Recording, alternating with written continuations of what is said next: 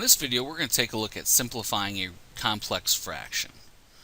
And we've seen this set of rules before, so let's just get a quick reminder on it, that if we have fractions and we're dividing them, that we will invert the divisor and multiply. Or we can remember that P and T become our numerator of a single fraction, and Q and R become our denominator. And this is true where Q, T, and R are not equal to 0. So these Q, T, and R are the points where we're undefined. So when it asks us in the first question to simplify the complex fractions and state the values for which the complex fraction is undefined, we need to take a look at what would make Q, T, and R undefined. So the first thing I want to do with A is rewrite it so we have a numerator and a denominator in both the numerator and the denominator.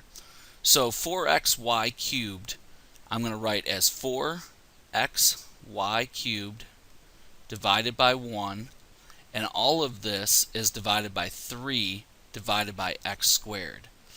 So now everywhere where 1, 3, and x squared is equal to 0 would be where we're undefined. So we're undefined at x is equal to 0. Because 1 can never be 0, 3 can never be 0, and x squared is 0 at 0. So now let's use our rule that we just talked about up top.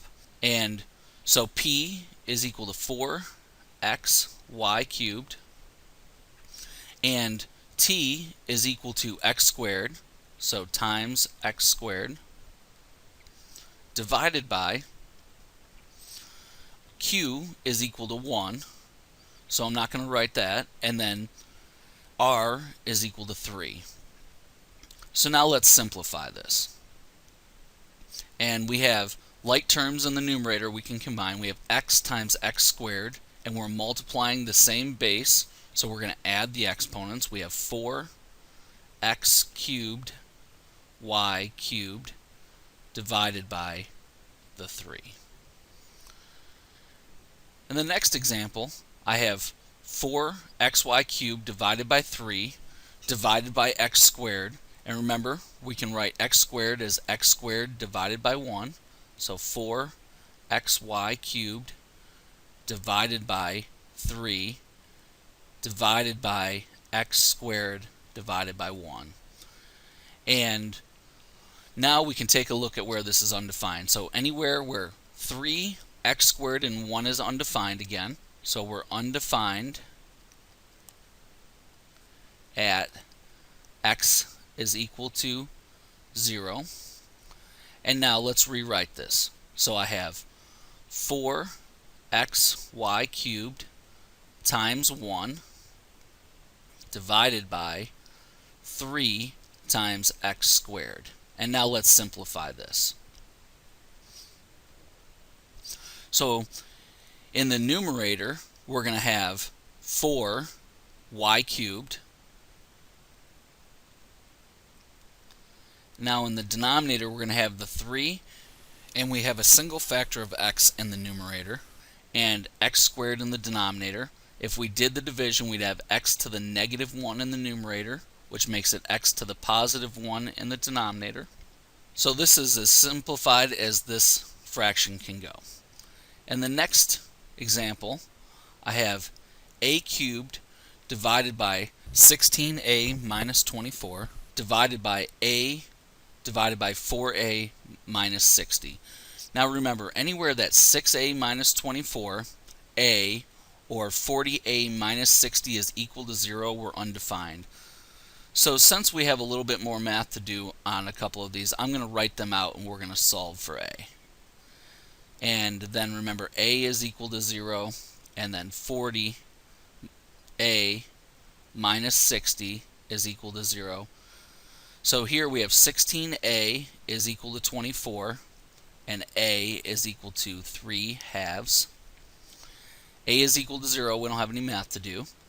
40a is equal to 60, and a is equal to 3/2. So we're undefined at a is equal to 0 and a is equal to 3/2. And now we want to simplify the fraction. So we have, and I'm going to write this as one fraction. So we have a cubed times 40a minus 60 divided by a times 16a minus 24. And now I'm going to try and factor. So I have a cubed, and I can factor out a 20 from 40a minus 60. So I have times 2a minus 3 divided by, now I can factor an 8 out of the denominator. So I have 8a, and then I'm left with 2a minus 3. So we can say that our 2a minus 3 factors cancel. And we also have a cubed on the top and a on the bottom. So we can factor out 1a and cancel it. And then 20 divided by 8 simplifies down to 5 over 2.